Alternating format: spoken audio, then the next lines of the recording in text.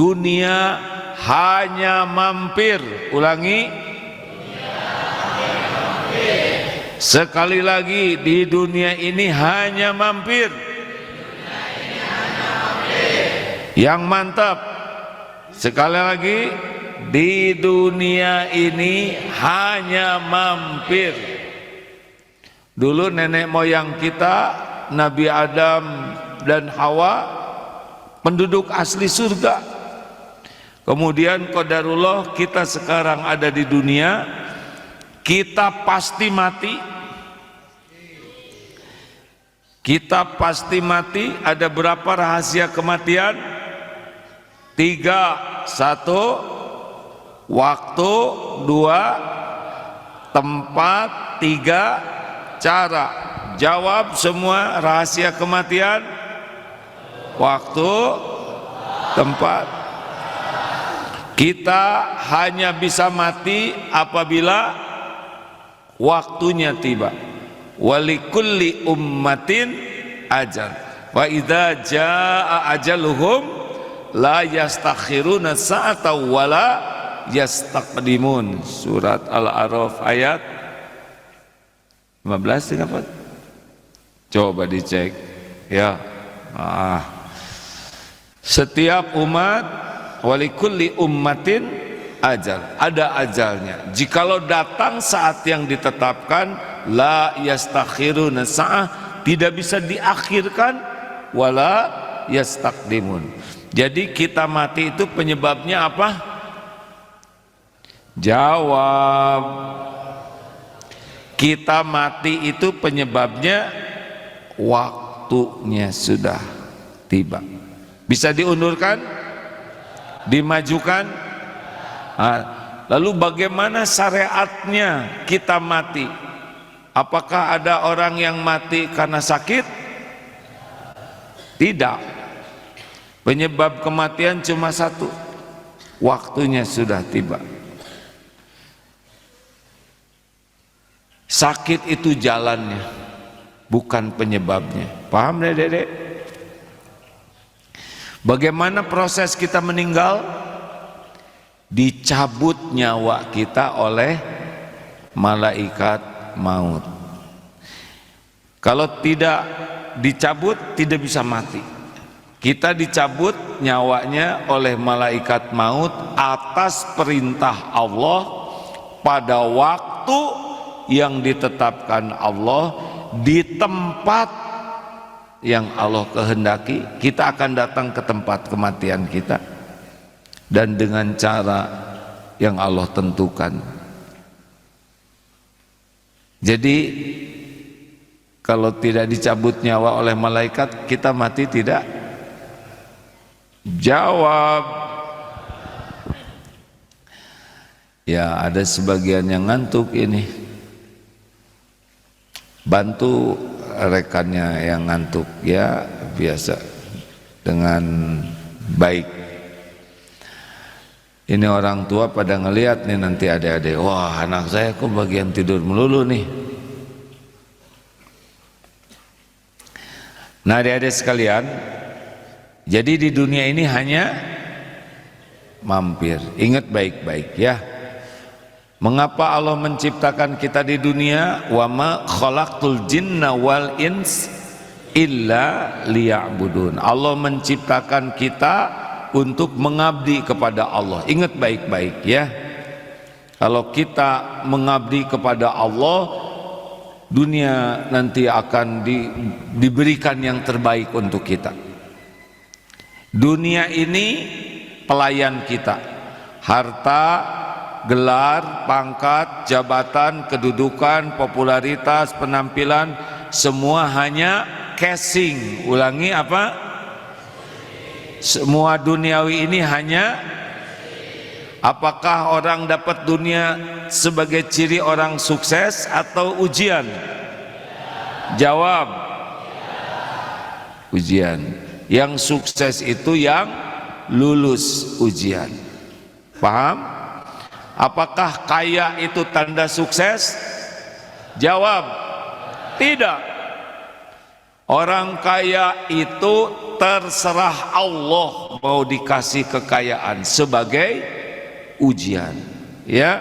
Jadi jangan mengukur kekayaan sebagai tanda sukses, tidak.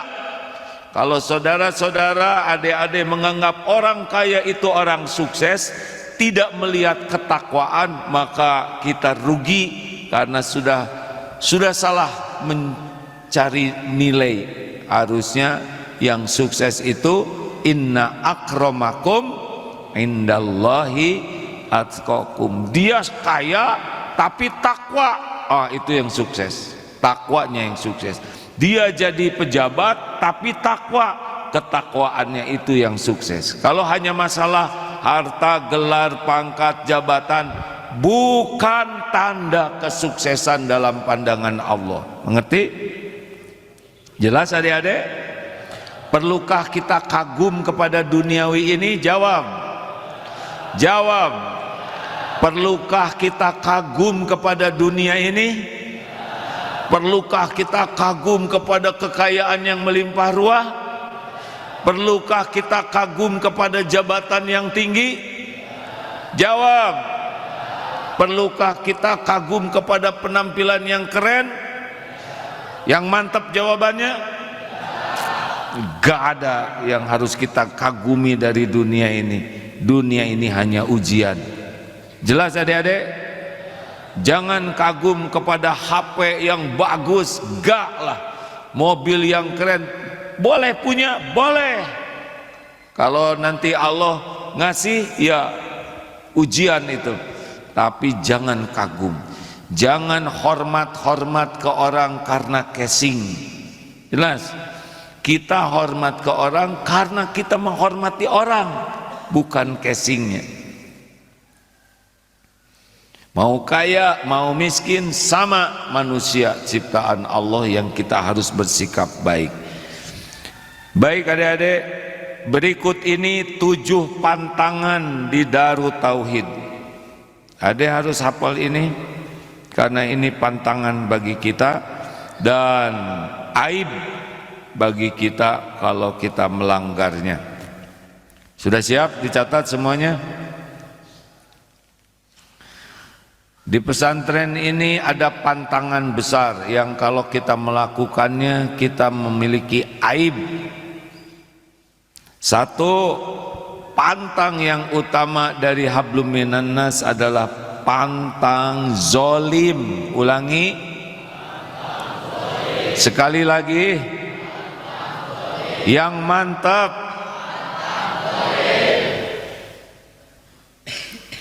Apa zolim? Lawannya zolim apa? Adil. Orang takwa i'dilu huwa aqrabul taqwa. Berlaku adilah karena adil lebih dekat kepada takwa. Adik-adik, zolim itu menempatkan sesuatu tidak pada tempatnya, itu zolim. Buang sampah sembarangan, zolim tidak? Jawab. Nyimpan kopiah di kaki, zolim tidak? Kopiah letaknya di mana? Di kepala. Apapun yang tidak pada tempatnya itulah kezoliman. Apalagi kepada makhluk Allah lainnya. Siapakah orang Islam yang paling baik? Al-muslimu man salimal muslimuna min lisanihi wa yadi. Tidak ada di pesantren ini kezoliman dalam bentuk apapun. Paham? Mana suaranya? Manusia zolim, manusia hina. Ingat baik-baik, setiap kali kita berbuat zolim, Allah lihat tidak? Adik-adik sengaja bertanya terus supaya adik terus aktif ya. Setiap kali kita melakukan kezoliman, Allah lihat tidak? Setiap kali kita melakukan kezoliman, ada balasannya tidak? Siapa yang paling celaka akibat kezoliman kita? Jawab. Surat apa? Al-Isra ayat 7. In ahsantum ahsantum li anfusikum wa in asatum falaha. Jadi kalau kita zolim pasti ada balasannya. Apakah akan meleset balasan dari Allah? Siapa yang paling membuat diri kita celaka? Diri kita sendiri. Ingat baik-baik ya, sekali kita nyakitin orang pasti ada balasannya. Sekali kita nyakitin hewan pasti ada balasannya. Setiap kezoliman pasti akan balik. Pasti akan balik kepada kita. Di dunia dan di akhirat nanti. Kecuali yang tobat. Adik-adik menyakitin orang lain, ngeganggu, menghina, menyebut-nyebut badannya, hei petbun, pendek, buntet, dia enggak berani melawan. Allah mendengar tidak ketika kita menghina seseorang? Ada balasannya tidak? Ada. Tidak ada yang tidak ada balasannya. Semua perbuatan ada balasannya. Famay ya'mal mithqala dzarratin khairan yarah wa may ya'mal mithqala dzarratin syarran yarah. Ke depan, Dek, tolong dipastikan di pesantren ini tidurnya lebih awal, ya. Tidak lagi lihat nanti ada yang ngantuk pada waktu ngajar begini. Kalau yang ngantuk, besar kemungkinan tidurnya agak larut malam. Mengerjakan tugas jangan terlalu malam. 9:30 harus sudah selesai, ya. Tidak ada lagi ngantuk-ngantuk begini. Sebagian kecil ini ada yang ngantuk. Tolong dibangunkan yang ngantuk dengan baik, ya. Oke, ini dibangunkan terakhir. Sesudah ini yang tidur-tidur masuk ke kolam di depan ini, ya. Setuju? AA tidak menghukum, tetapi setiap orang harus mempertanggungjawabkan pilihannya.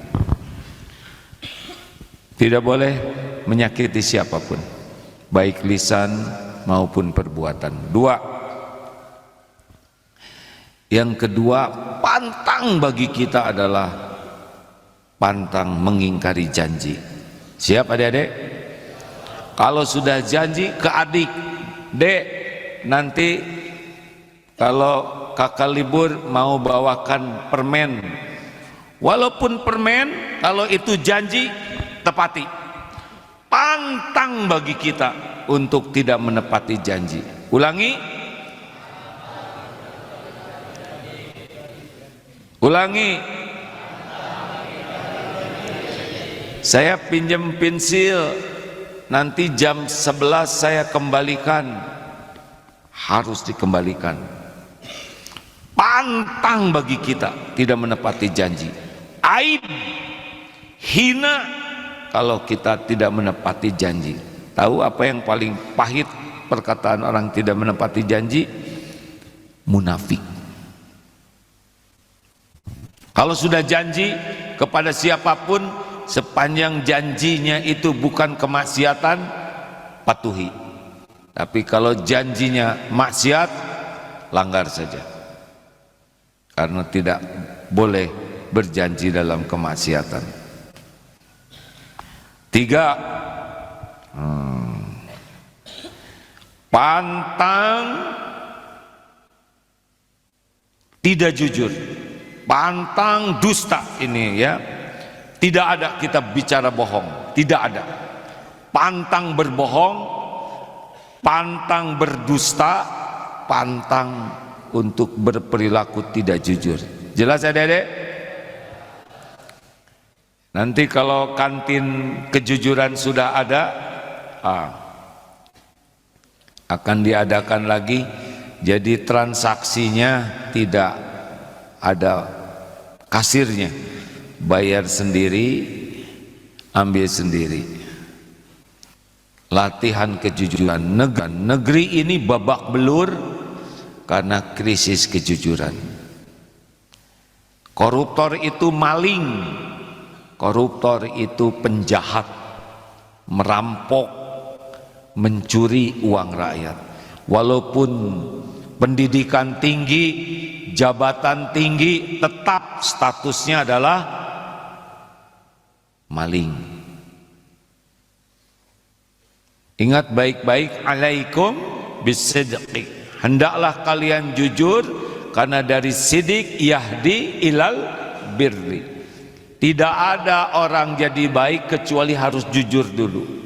Dari kebaikan yahdi ilal jannah. Jadi jujur baru bisa jadi orang baik, baik baru bisa masuk surga. Kalau pendusta, pembohong, yahdi ilal fujur, mengantarkan kepada kejahatan-kejahatan. Dari jahat yahdi ilan nar. Adik-adik dengar baik-baik, tidak ada cerita orang sukses yang benar-benar sukses kecuali pasti ada kejujuran di sana. Mati-matian jadi orang jujur. Siap?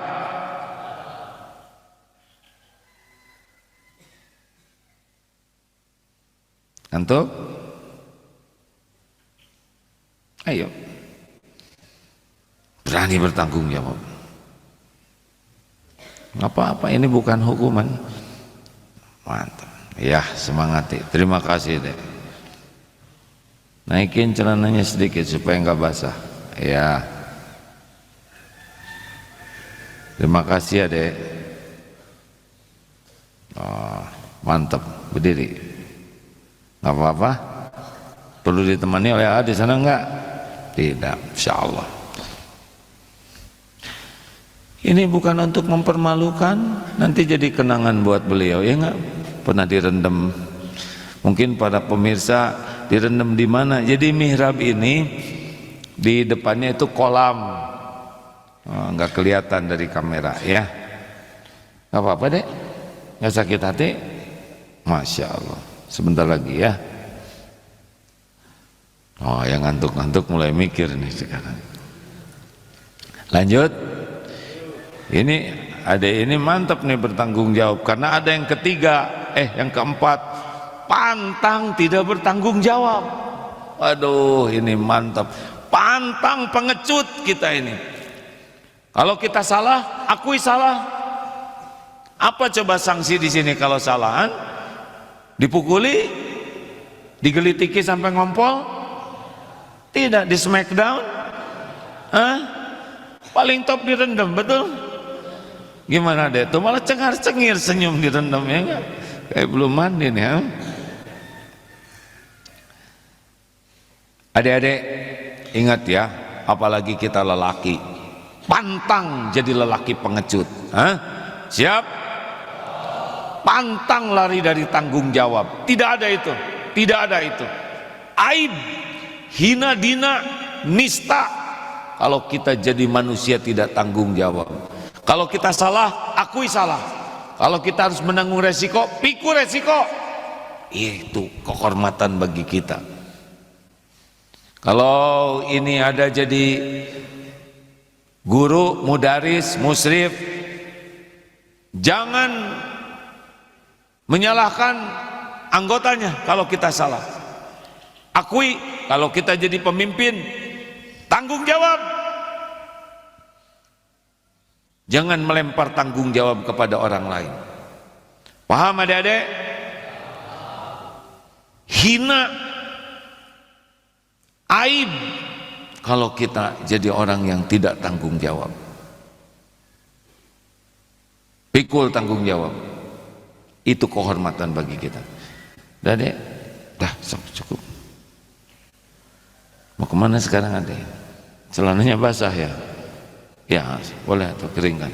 Maaf ya dek. Jadi saya yang minta maaf ya. Ya udah nggak apa-apa, nggak ada ruginya minta maaf. Dadah. Ya begitulah mendidik.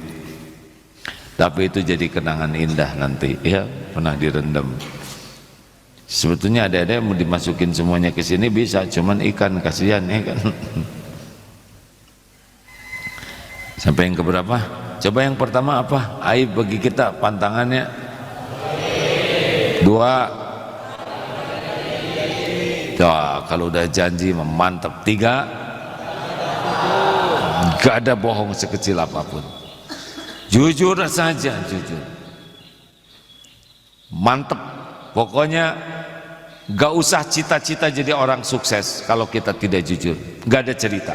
Nabi Muhammad SAW sebelum menjadi seorang Rasul diberi gelar oleh masyarakat. Apa gelarnya? Al-Amin, orang yang jujur, terpercaya. Bila bicara pasti benar, bila diberi amanah pasti menjalankan amanah, tidak pernah khianat. Bila berjanji pasti ditepati, enggak ada ragunya sama sekali. Mantep deh, mantep. Kalau kita punya pribadi begitu, mantep, enak hidupnya tuh. Tapi kalau orang pengecut, aib, pendusta, licik, pembohong, pengingkar janji, hina tidak? Hina dina. Kita jadi seorang muslim sudah diberi kehormatan oleh Allah. Jangan hancurkan kehormatan kita dengan perilaku nista, munafikin, pembohong, pengingkar janji, dan pengecut, lari dari amanah. Paham adik-adik? Siap tidak nih? Hidup ini cuma sebentar. Kita belum tentu panjang umur. Kita harus punya kehormatan, bukan untuk dihormati orang. Kehormatan kita adalah Allah sudah berikan jadi seorang muslim berakhlakul karimah.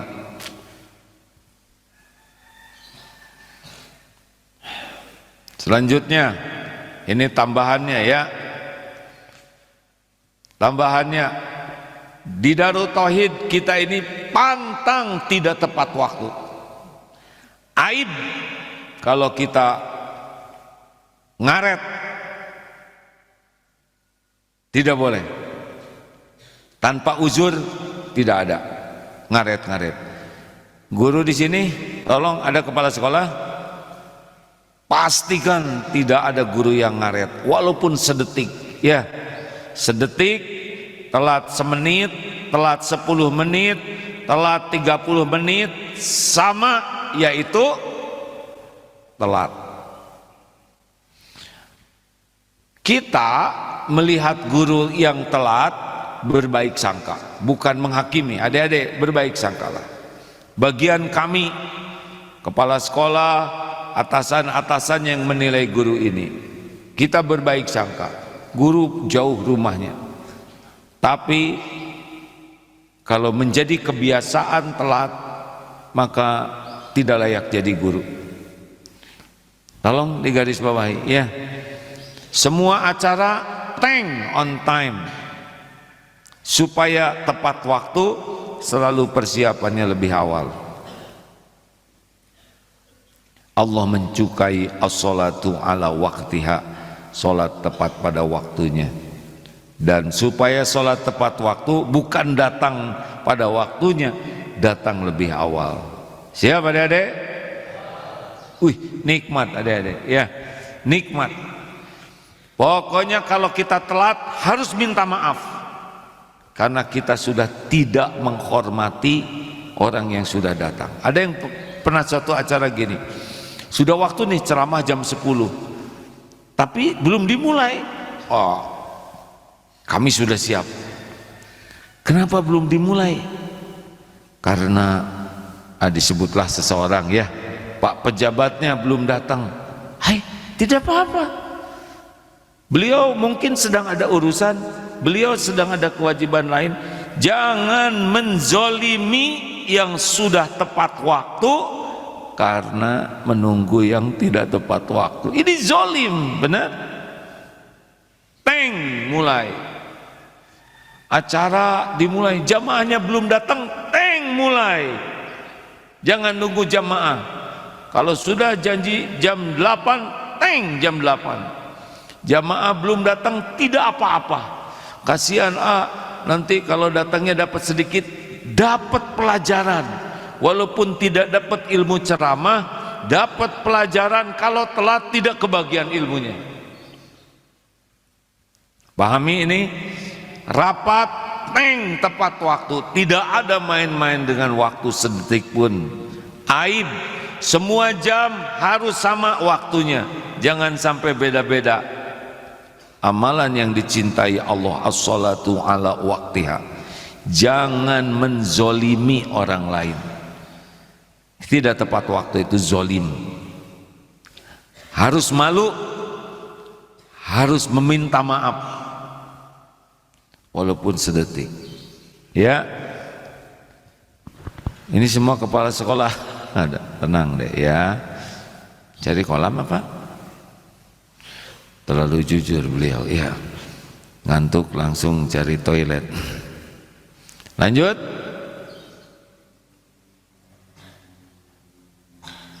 Ini semua kepala sekolah hadir kan ya? Buat laporan dari murid kalau ada guru yang biasa telat. Dipelajari kenapa telat. Apa guru ini punya anak atau tidak? Ya. Kalau perlu bawa anaknya ke sekolah. Pokoknya jangan telat. Kalaupun telat harus minta maaf dan tidak boleh berulang. Ada yang pernah dengar nggak kisah ini? Ada yang ke kantor telat terus, bukan di sini, di sebuah kota. Atasannya bertanya, kenapa kamu telat terus? Wah Pak, jalannya macet, susah, makin lama makin parah macetnya. Si bos bijaksana, oh macet ya penyebabnya. Selang beberapa waktu, bosnya ini punya strategi. Dek, Ade dapat hadiah umroh. Ah, yang bener bos. Ya, bukan dari saya, itu dari gubernuran katanya. Oh ya, kok saya yang kepilih bos? Ya, tapi harus datang ke sana untuk mengisi formulir. Ah, saya siap ke sana bos. Tapi jam 7. Ah, saya siap. Tapi tidak boleh telat. Saya tidak akan telat bos. Bagaimana caranya supaya kamu tidak telat? Saya akan berangkat lebih awal. Oh, kata si bos, berarti kamu telat bukan karena macet ya, karena berangkat tidak lebih awal. Mengerti nggak dek? Si bosnya ini hanya mancing aja, ternyata kalau dia dapat hadiah mau dia datang lebih awal. Aa di Masjidil Haram kalau telat ke masjid, telat ini Jumatan misal ya, telat ini bukan waktu azan, bukan deh, karena sejam sebelum azan itu udah tutup masjid tuh. Aduh, cari tempat panas, terik matahari kalau sedang musim panas, sengsara sekali. Tapi kalau datang lebih awal, bisa milih tempat yang nyaman, bisa cari tempat yang ada karpetnya, bisa cari tempat di depan multajam, bisa dekat AC, karena datang lebih awal. Jadi ketika sholat enak, tapi yang telat nyusup, susah kebagian. Kalaupun masuk bikin orang lain kecewa. Memang orang yang tidak persiapan lebih awal cenderungnya tidak bisa tepat waktu. Siap? Pastikan semua jam harus sama di Darut Tauhid ini ya, supaya tidak ada perbedaan waktu, supaya tanknya sama. Apalagi satu lagi bonusnya deh. Tadi nomor berapa sih? 5. Oh, pantang buang sampah sembarangan. Nah, ini ada aib bagi kita ya. Pokoknya kalau kita buang sampah sembarangan berarti zolim, aib, hina. Dulu pernah ada rombongan mahasiswa TK berapa tahun? 2 tahun. SD 6 tahun. Jumlah 8 tahun. SMP SMA 6 tahun. Jumlah berapa dek? 14 tahun. itu waktu di bis itu begini, lempar aja bungkus permen itu. Ya Allah, ini belajar apa aja, 14 tahun belajar, nyimpen sampah pada tempatnya aja tidak bisa. Belajar apa aja. Mungkin adik-adik pernah dengar ceramah AA ini di Geger Kalong, pernah macet. AA ada di sana, cari ini sumber macetnya di mana. Ternyata ada di dekat sebuah belokan, motor parkirnya melintang agak ke tengah gitu, separuh badannya tuh melewati garis. Ini motor siapa? Oh, saya A. Ternyata orang sedang memfotokopi di tempat fotokopi. Ini maaf Pak, jalan macet. Ya maaf, saya tergesa-gesa katanya. Ini penting, saya sedang membuat untuk tesis. S3 teh apa? Tesis ya? Disertasi, maaf, S2 tesis. Ini S3 deh, calon doktor. Parkir motor aja tidak bisa. Ini memalukan sekali. Belajar apa saja, jalan macet ke sana sini karena dia parkir sesuka dia, melintang, tidak punya rasa tanggung jawab. Sebentar, ini ada laron. Laron itu ciptaan Allah, bertasbih. Begitu? Jangan merugikan siapapun. Terakhir, pantang tidak berterima kasih. Pokoknya ada orang berbuat baik bagi kita, pantang tidak berterima kasih. Balas budi, minimal doa. Tidak boleh kita biasa saja. Orang berterima kasih, jazakallah khair, kalau bisa balas. Balas dengan yang lebih baik. Dia ngasih dukuh, kita kasih apa? Tunggu dulu, dia ngasih telur cecak, nok cak-cak itu kan, walaupun kecil, kita kasih balasan yang bagus, telur puyuh ya, lebih besar.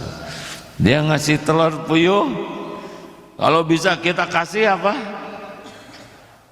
Telur ayam. Dia ngasih telur ayam, kasih telur apa deh? Telur bebek. Dia ngasih telur bebek, ada yang lebih gede telur? Telur gajah ya. Artinya pantang bagi kita tidak balas budi. Paham? Supaya kita jago balas budi, ingat kebaikan orang dan balas. Itu dia, keren kalau orang ahli terima kasih. Ini ya, AA mendengar berita tahanan Sandra yang ditahan Hamas, ketika dilepaskan itu berterima kasih karena terkesan kepada akhlak, kelemah lembutan, kesopanan, gak ada. Bahkan ketika tahanannya bawa anjing juga, anjingnya dibawa, ikut dirawat. Kata orang-orang bule itu, bagaimana mungkin katanya menyandera harus dengan anjingnya, kecuali dengan kebaikan hati. Bahkan ketika ada tahanan wanita dilepaskan, kata salah satu tulisan di sana ya, mata itu tidak pernah dusta, karena melihat yang menyanderanya seperti fall in love gitu. Ada yang ngerti nggak? Nggak usah ngerti lah, ini urusan orang dewasa. Begitulah adik-adikku sekalian, kita harus punya pada diri ini nilai-nilai yang kita pegang, nilai-nilai kehormatan sebagai seorang muslim. Setuju? Ini tidak ada urusan dengan pujian orang, tidak ada urusan dengan balas budi orang, tidak, ini tidak ada urusan dengan hadiah, tidak ada urusan dengan penghargaan. Kita jadi orang jujur, kita jadi orang yang benar-benar menjaga nilai-nilai pada diri kita, karena ini kehormatan kita. Paham deh? Kehormatan kita. orang lain tidak menghormati, gak ada masalah. Orang lain tidak memuji, gak ada masalah. Tapi kita puas punya diri yang tidak mengkhianati kemuliaan yang Allah berikan kepada kita. Ais, keren banget. Keren deh. Keren banget. Nanti sangat besar kemungkinan Allah membuat orang lain respect kepada kita. Tapi bukan itu tujuan kita, ya. Mungkin kita akan disukai orang akan segan kepada kita, orang akan sayang kepada kita, orang akan menghormati kita, ya itu bonus, bukan tujuan kita. Teng, ada pertanyaan silakan. Ya dek. Wah, senang nih adik-adik. Silakan, boleh dibantu mikrofonnya. Terima kasih. Silakan dek. Assalamualaikum A. Saya Alfat dari kelas 7B izin bertanya. Iya. Bagaimana cara termudah untuk menjauhi duzul kakosi dan pantang-pantang yang tadi disebutkan? Baik, ada yang bisa berdiri? Nah, senang. Bicara lebih tenang, lebih jelas, ya. Silakan. Sambil latihan bicara. Lihatnya ke sini aja. Oh, ada TV ya, ujian. Silakan ulangi. Bertanyanya lebih jelas karena inti dari bicara itu kalau dengan orang lain supaya orang lain paham perkataan. Lanjut. Cara paling mudah untuk menjauhi duzul kakosi dan 7 pantang yang tadi disebutkan. Cara yang paling mudah untuk menghindari duzul kakosi. Singkatan dari apa duzul kakosi? Dusta, zolim, kasar, kotor, sia-sia. Dusta, zolim, kasar, kotor, sia-sia. Oh, ini manajemen lisan kita ya. Lalu 7 pantangan tadi, apa yang harus dilakukan? Nah, baik, terima kasih. Terima kasih dek.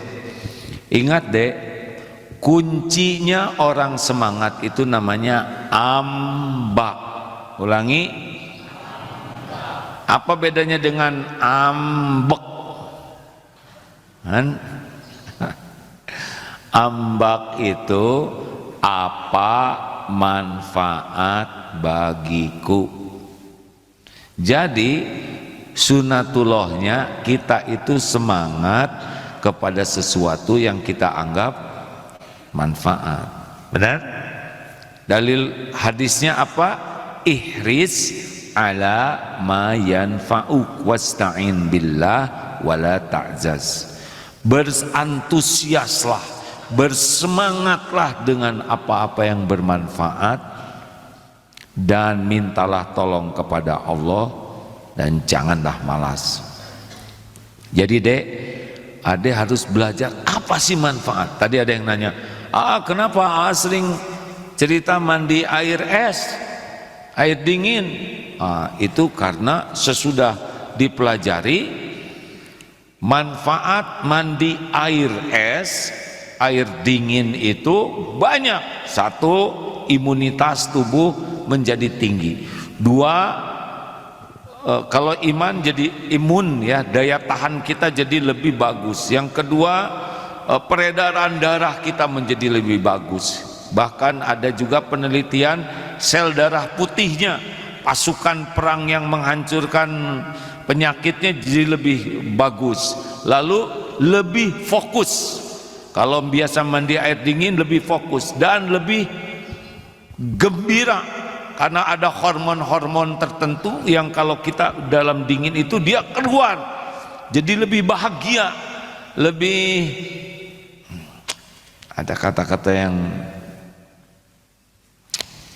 pokoknya kalau sudah mandi air dingin itu akan lebih positif, lebih fresh.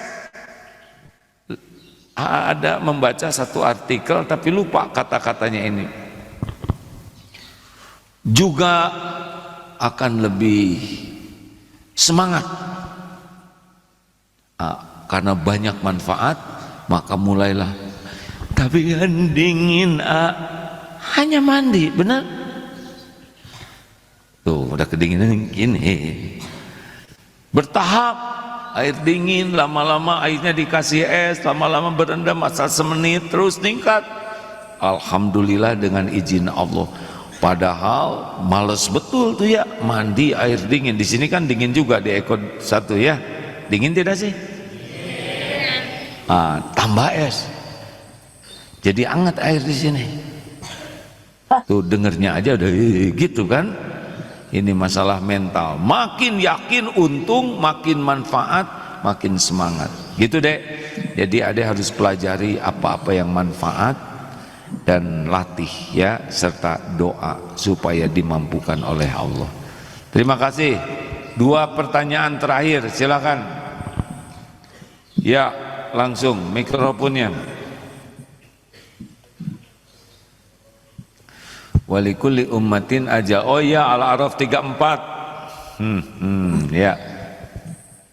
Assalamualaikum warahmatullahi wabarakatuh. Waalaikumsalam warahmatullahi wabarakatuh. Silakan. Saya izin bertanya. Jadi Silakan. sejauh ini tuh saya tuh sering ngedengar-dengar gitu.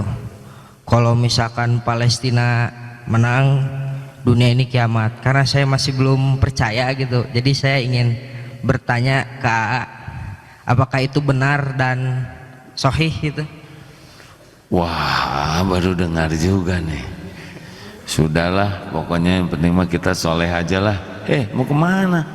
Kayak naik-naikin sarung mau direndam apa? Enggak. Gini deh, sesuatu yang goib kita boleh percaya kalau memang dalilnya. Sementara ini belum dapat keterangan yang seperti yang ada jelaskan barusan ya. Kalau Palestina menang, dunia langsung kiamat, kurang tahu itu ya. Kiamat itu pasti terjadi, hanya Allah yang tahu. Benar ada ciri-cirinya, tapi dekat itu memang sekarang sudah banyak ciri-ciri ya. Tetapi yang terpenting dari ingat kiamat itu kitanya jadi soleh tidak gitu. Terakhir, lanjut. Yang mana nih barusan? Apa-apa ya ini. Maaf ya deh, ini lebih duluan.